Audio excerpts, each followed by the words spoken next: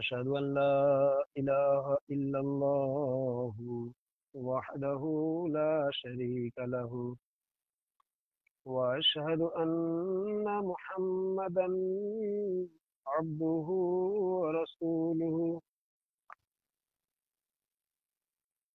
ওযুর বিষয়ে মশলাগুলি চলছিল।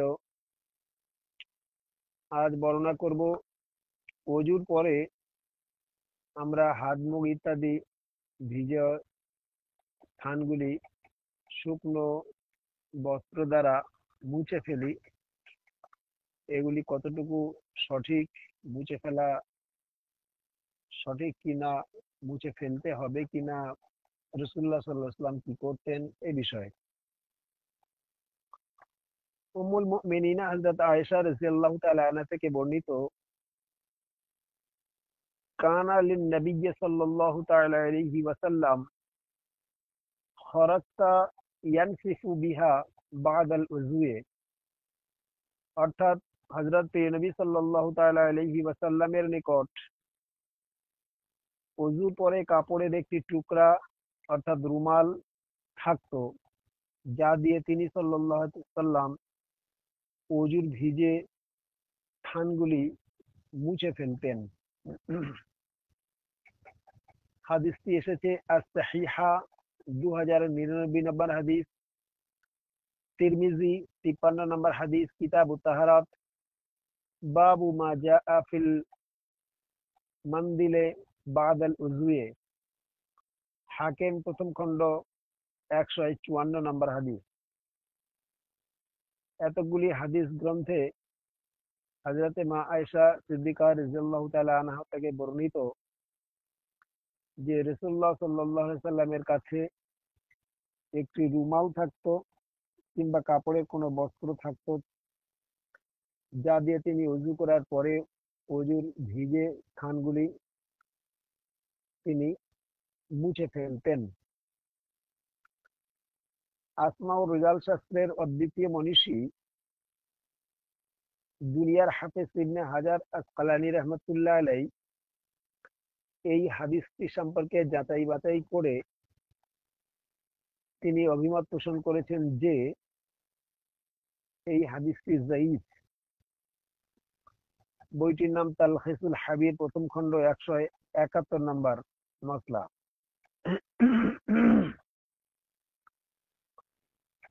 হযরতে মাইমুনা রাদিয়াল্লাহু তাআলা আনহা হযরত নবী সাল্লাল্লাহু আলাইহি সাল্লামের গোসলের বিষয়ে বর্ণনা করে বলেন যে, যখন হযরত নবী সাল্লাল্লাহু আলাইহি ওয়াসাল্লাম গোসল করে নিলেন, তখন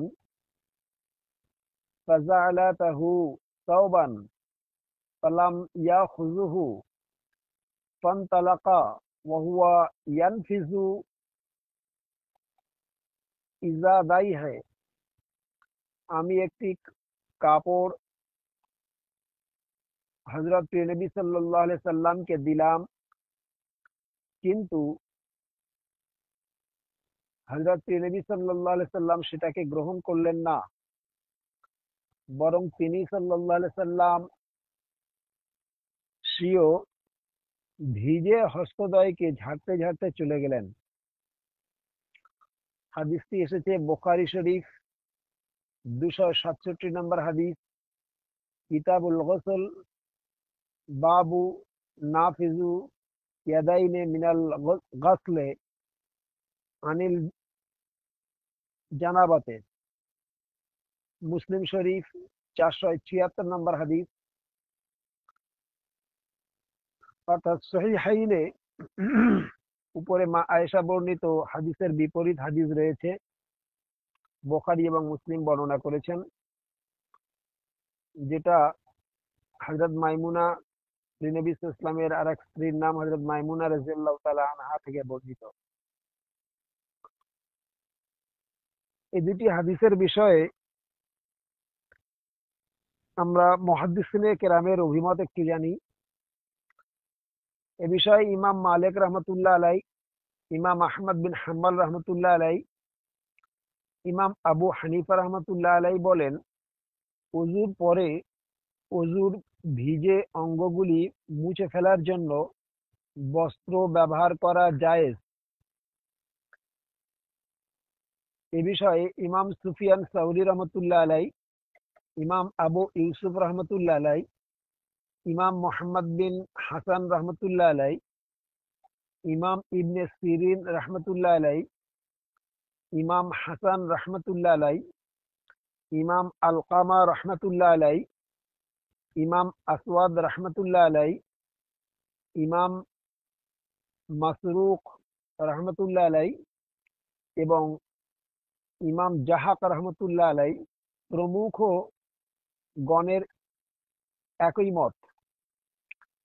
কিন্তু হযরত উসমান গনি রাদিয়াল্লাহু তাআলা আনহু, হযরত হাসান বিন আলী রাদিয়াল্লাহু আনহু, হযরত আনাস রাদিয়াল্লাহু তাআলা আনহু এবং হযরত বশির বিন আবি মাসউদ রাদিয়াল্লাহু তাআলা আনহু মানে এর থেকে পরহেজ করতেন, অর্থাৎ অজুর ভিজে অঙ্গগুলি বস্ত্র দ্বারা মোছাকে মাকরু ভাবতেন। মসলাটি এসেছে উমদাতুল কারি ৩য় খণ্ড ৮০ নম্বর মসলা। তিরমিজি শরীফের একটি বিখ্যাত সারা আব্দুর রহমান মুবারকপুরি সাহেবের লেখা বইটির নাম তুহফাতুল আহওয়াজি ফি শারহি তিরমিজি, প্রথম খণ্ড ১৮৩ নম্বর মসলা। সুতরাং হাদিস মনীষীদের দ্বারা দুটি মত পাওয়া গিয়েছে এবং দুই শ্রেণীর হাদিস পাওয়া গিয়েছে, একটা মোছা যাবে আর একটা মোছাকে মকরু মনে করতেন। আল্লামা মুহাদ্দিস আব্দুর রহমান মুবারকপুরি সাহেব তিনি বলেন, বস্ত্র ব্যবহার করাকে তিনি জায়েজ বলেছেন, অর্থাৎ ওযু করার পরে ভিজে অঙ্গগুলি শুকনো বস্ত্র দ্বারা মুছে ফেলাকে তিনি জায়েজ বলেছেন, নাজায়েজ নয় বা অবৈধ নয় এবং মকরুও নয়। মসলাটি এসেছে তুহফাতুল আহওয়াজি ফি শারহি তিরমিজি, প্রথম খণ্ড ১৮৮ নম্বর মসলা। এখন কি কি কারণে ওযু ভঙ্গ হয় এ বিষয়ে আলোকপাত করব। হযরতে আবু হুরায়রা রাদিয়াল্লাহু তাআলা আনহু থেকে বর্ণিত, হযরত রাসূলুল্লাহ সাল্লাল্লাহু আলাইহি ওয়াসাল্লাম বলেন, ইউকবালাল্লাহু সালাতা আহাদুকুম ইযা আহদাসা হাত্তা ইয়াতাওয়াজ্জা, অর্থাৎ আল্লাহ তাআলা তোমাদের কারোর নামাজ কবুল করবেন না যদি কারোর হাদাস অর্থাৎ বাদ কর্ম হয় যতক্ষণ না সে উযু করবে। একজন ব্যক্তি জিজ্ঞাসা করলেন, হে আবু হুরায়রা রাদিয়াল্লাহু আনহু, এই হাদাস কি? তিনি উত্তর দিলেন,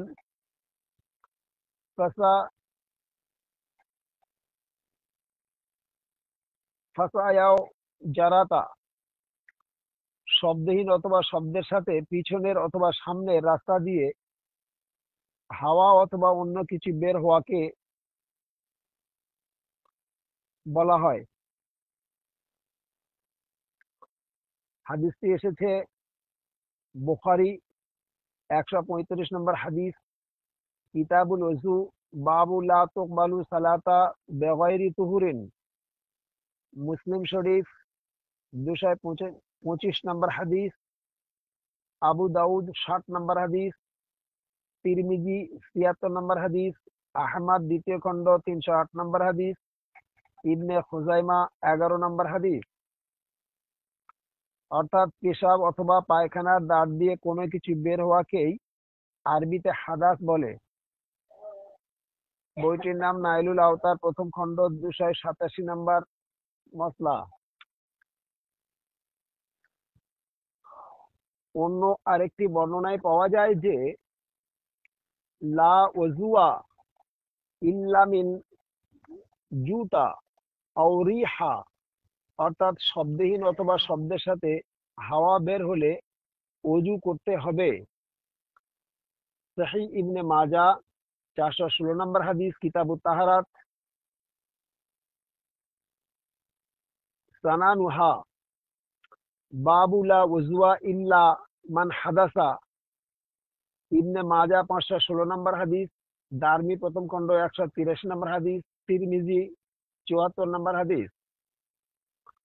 হযরত রাসূলুল্লাহ সাল্লাল্লাহু তাআলা আলাইহি ওয়াসাল্লাম বলেন, ফালা ইয়াখরিজান্না মিনাল মাসজিদে হাত্তা ইয়াসমাআ সাওতা আও ইয়াজিদু রিহা।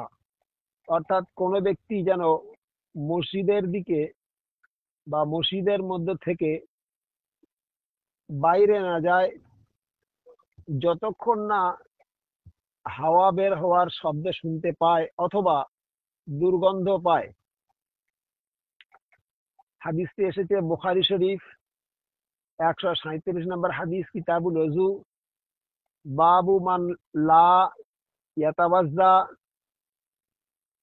মিনাল জাকে হাত্তা ইয়াস্তাকা কানা। মুসলিম 361 নম্বর হাদিস, ইবনে মাজা 513 নম্বর হাদিস, নাসাই 160 নম্বর হাদিস, তিরমিজি 75 নম্বর হাদিস। এ বিষয়ে ইবনে রুশদ রহমতুল্লাহ আলাইহি বলেন, পেশাব পায়খানা অথবা হাওয়া বের হলে অথবা মজি ও উদি ইত্যাদি বের হলে ওযু ভঙ্গ হয়ে যাওয়ার ব্যাপারে ইজমা হয়েছে। এ বিষয়ে কারো কোনো দ্বিমত নেই। বইটির নাম বেদায়াতুল মুস্তাহিদ, প্রথম খণ্ড, 24 নম্বর মসলা। যেমন স্ত্রী সঙ্গম বা এই জাতীয় কোনো কারণে ওযু ভঙ্গ হয়ে যায়, এ বিষয়ে কারো কোনো দ্বিমত নেই। বইটির নাম আর রাউজাতুন নাদিয়া, প্রথম খণ্ড, 143 নম্বর মসলা। হযরতে সাফওয়ান বিন ইসাল রাদিয়াল্লাহু তাআলা আনহু থেকে বর্ণিত, হযরত রাসূলুল্লাহ সাল্লাল্লাহু আলাইহি ওয়াসাল্লাম বলেন, ফরজ গোসলের জন্য মোজা খুলতে হবে, লাকিন্না মিন গায়াতিন ওয়া বাউলিন ওয়া নাওমিন, কিন্তু পেচ্ছাব পায়খানা ও ঘুমের জন্য মোজা খুলতে হবে না। অর্থাৎ মুসাফির বা মুকিম যারা পায়ে মোজা পরিধান করে আছে তারা উজু করার সময়, ইতিপূর্বে বর্ণনা করে এসেছি যে উজু করার সময় পা না ধুয়ে যদি পায়ের উপরে মুছেও করে তাহলে উজু হয়ে যাবে। কিন্তু এখানেই সেই একই মশলা বর্ণনা করা হয়েছে, যেহেতু ডিফারেন্স একটু বিষয় রয়েছে এবং আলাদা হাদিস, এই হাদিসে বর্ণনা করা হয়েছে যে যদি স্বামী স্ত্রী সঙ্গম করে ফরজ গোসল যদি অবস্থা থাকে তাহলে কিন্তু পায়ে থেকে মোজা খুলতে হবে। অন্যথায় ওযু করার পরে যদি সে ঘুমিয়ে পড়ে অথবা পেচ্ছাবখানায় মানে পেচ্ছাব করে বা পায়খানা করে আসে, তারপরে যদি আবার ওযু করে তো ওই সময় পায়ের মোজা খুলতে হবে না, মোজার উপরে মোসা করলে চলবে, কিন্তু ফরজ গোসলের জন্য মোজা খুলতে হবে। হাদিসটি এসেছে সহিহ ইবনে মাজা 387 নম্বর হাদিস। এই হাদিসটি হাদিস বিশারদগণ বলেছেন হাদিসটি হাসান, অর্থাৎ হাদিসটি উত্তম হাদিস, ভালো। তিরমিজি 96 নম্বর হাদিস, কিতাবুত তাহারাত, বাবুল মাসহি আলাল খুফাইনে লিল মুসাফিরে ওয়াল মুকিমু। ইবনে আবি সাহেবা 17731 নম্বর হাদিস, আহমদ চতুর্থ খণ্ড 239 নম্বর হাদিস, নাসাই প্রথম খণ্ড 83 নম্বর হাদিস, ইবনে মাজা 478 নম্বর হাদিস, ইবনে খুজাইমা 193 নম্বর হাদিস, ইবনে হিব্বান 179 নম্বর হাদিস, আল মাওয়ারিদ বায়হাকি প্রথম খণ্ড 276 নম্বর হাদিস। এতগুলি হাদিস গ্রন্থে উক্ত হাদিসটি বর্ণিত হয়েছে। হযরতে আনাস রাদিয়াল্লাহু তাআলা আনহু থেকে বর্ণিত, উহুদে রিসালাতে মাবে সাহাবা কেরাম রাদিয়াল্লাহু তাআলা আনহুম আজমাইনরা এশার নামাজে এতটাই দেরি করতেন বা করে ফেলেছিলেন যে কারণে ঘুমের তমসায় আচ্ছন্ন হওয়ার কারণে মাথা ঝুঁকে পড়ত, কিন্তু তারা নতুন ভাবে ওযু না করে নামাজ পড়তেন। হাদিসটি এসেছে সহি আবু দাউদ 184 নম্বর হাদিস, কিতাব তাহারাত, বাবু ফিল উজবিয়ে মিনান নাওমে। এই হাদিসটি কিন্তু হাদিস বিশারদগণ বলেছেন হাদিসটি সহি। সুনানে আবু দাউদ 200 নম্বর হাদিস, তিরমিজি 78 নম্বর হাদিস, বায়াকি প্রথম খণ্ড 119 নম্বর হাদিস, মুসলিম 376 নম্বর হাদিস, আহমদ প্রথম খণ্ড 268 নম্বর হাদিস। এতগুলি হাদিস গ্রন্থে উক্ত হাদিসটি বর্ণিত হয়েছে।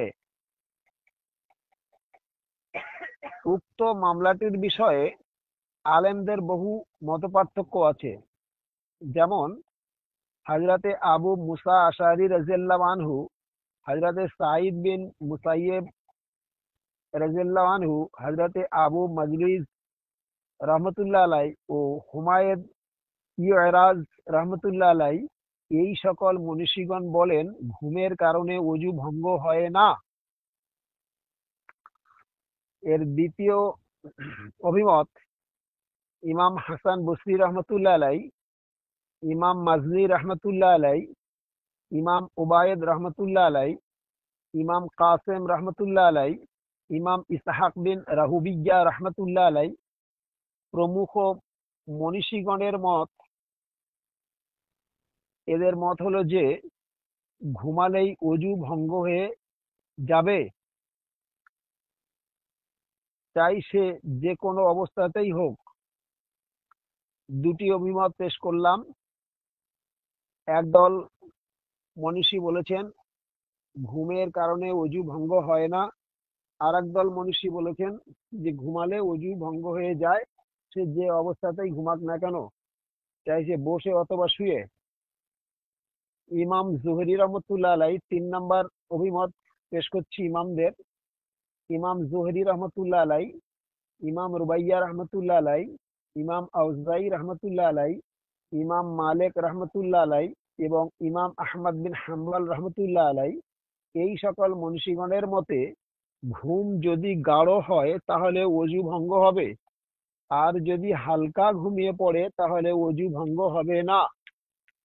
অর্থাৎ এমন ভাবে হালকা ঘুমিয়েছে, তার খেয়াল ছিল যে আমি আপনার হাদাস হয়নি, অর্থাৎ বাতকর্ম হয়নি, কিংবা পেচ্ছাপ বা পায়খানার দাঁত দিয়ে কোনো কিছু বের হয়নি, এটা তার খেয়াল ছিল, অর্থাৎ হালকা ঘুম ছিল, তাহলে ওযু ভঙ্গ হবে না। আর ডিপ গাঢ় ঘুমালে, বিষয়ে যদি কোনো খেয়াল না থাকে, গাঢ়ভাবে ঘুমিয়ে গেলে ওযু ভঙ্গ হয়ে যাবে। তাহলে মনীষীদের 3টি অভিমত আপনাদের সম্মুখে বর্ণনা করলাম।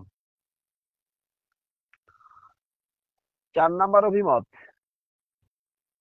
একটি দুর্বল সূত্র হাদিসে আছে যে ইমাম আবু হানিফা রহমতুল্লাহ আলাই, ইমাম দাউদ রহমতুল্লাহ আলাই ও ইমাম শাফি রহমতুল্লাহ আলাইয়ের মতে কোনো মানুষ যদি রুকু সেজদা তাশাহুদের বৈঠকে অথবা নামাজের যে কোনো অবস্থাতে যদি ঘুমিয়ে পড়ে তাহলে তার ওযু ভঙ্গ হবে না, কিন্তু সে যদি শুয়ে পড়ে ঘুমায় তাহলে তার ওযু ভঙ্গ হবে।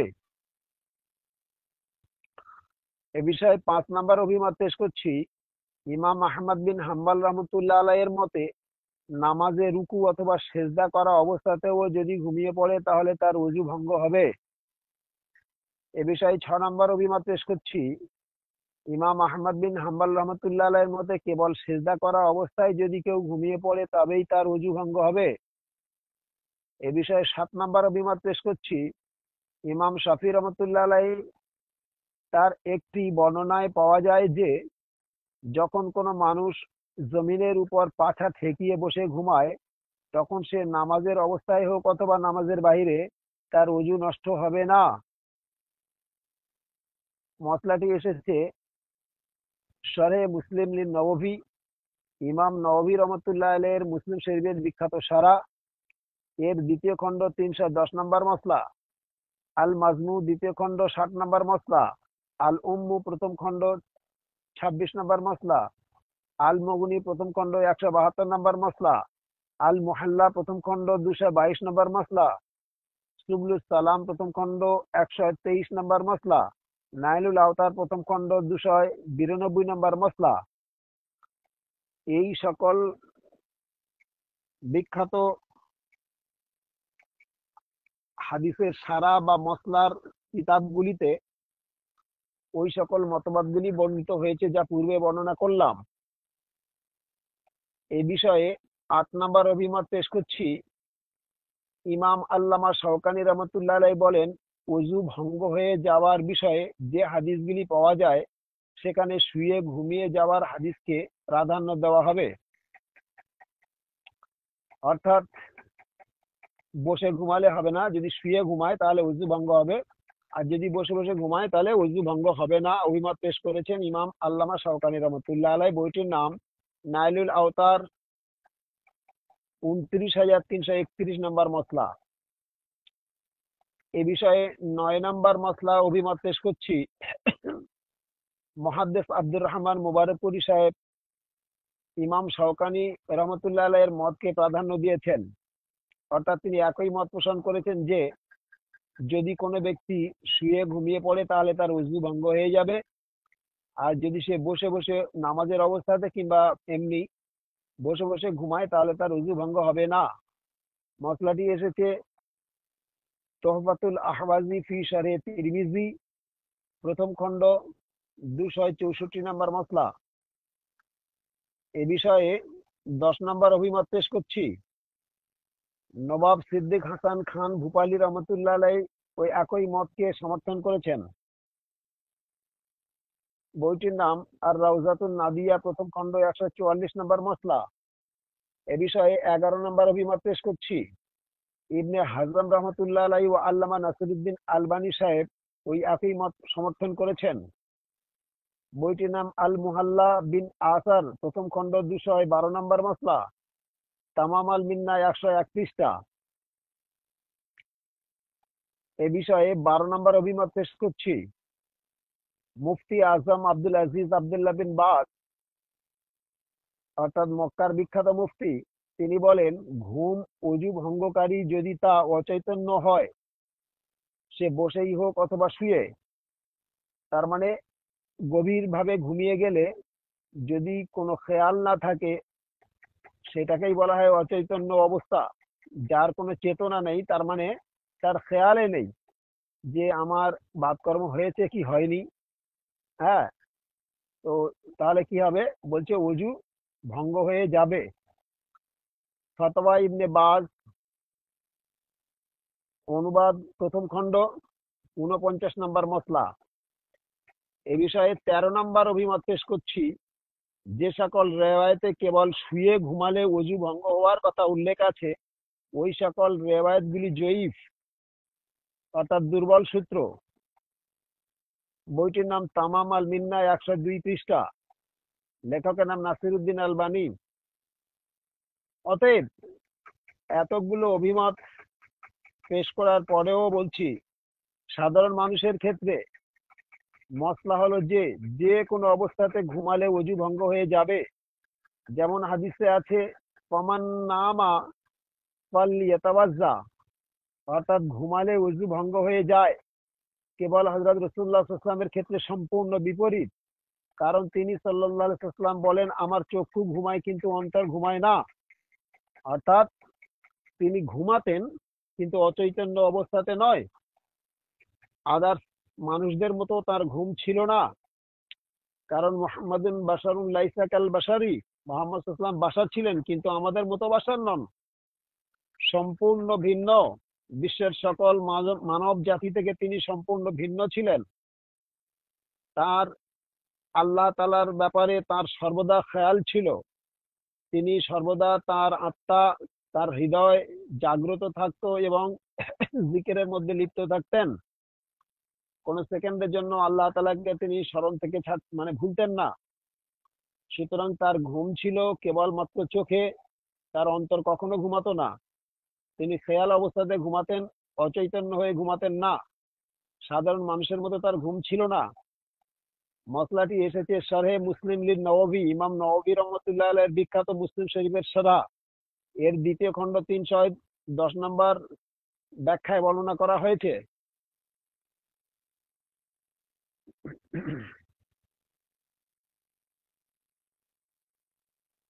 অতএব হযরতে জাবের বিন সুমরা রাদিয়াল্লাহু তাআলা আনহু থেকে বর্ণিত, একজন ব্যক্তি হযরত রাসূলুল্লাহ সাল্লাল্লাহু আলাইহি ওয়াসাল্লামকে জিজ্ঞাসা করলেন যে, ইয়া রাসূলুল্লাহ সাল্লাল্লাহু তাআলা আলাইহি ওয়াসাল্লাম,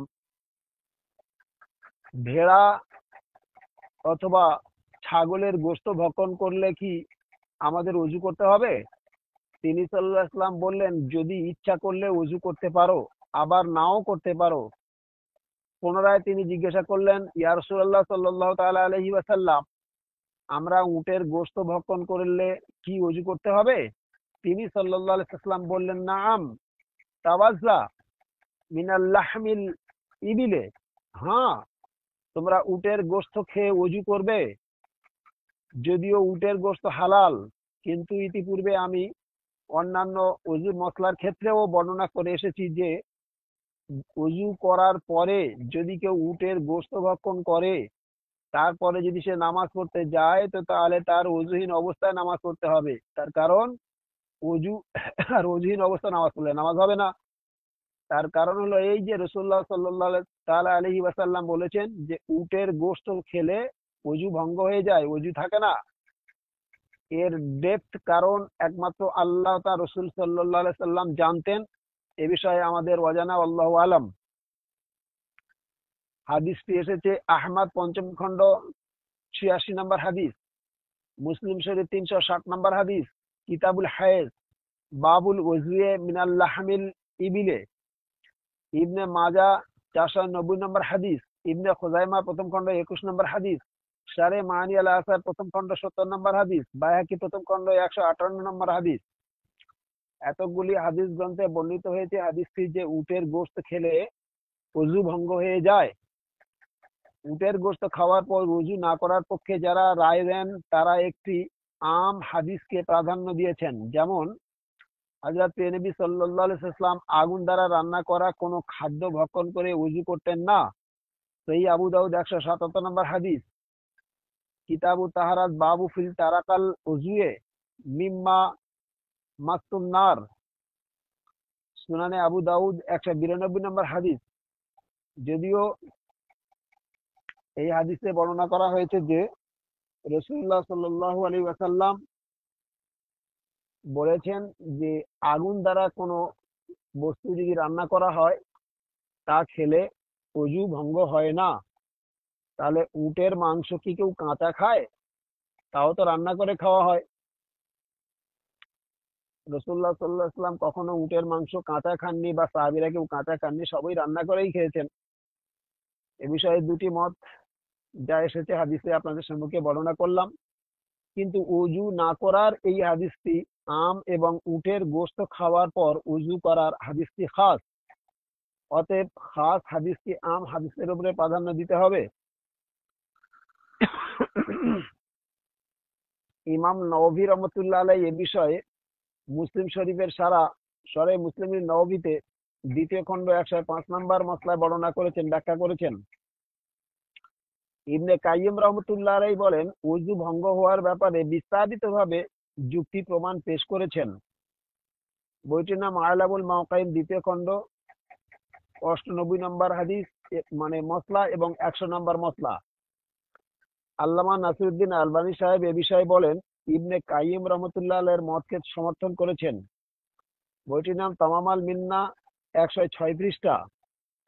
হযরতে আবু দারদা রাদিয়াল্লাহু তাআলা আনহু থেকে বর্ণিত, আন্না নবী সাল্লাল্লাহু আলাইহি ওয়াসাল্লাম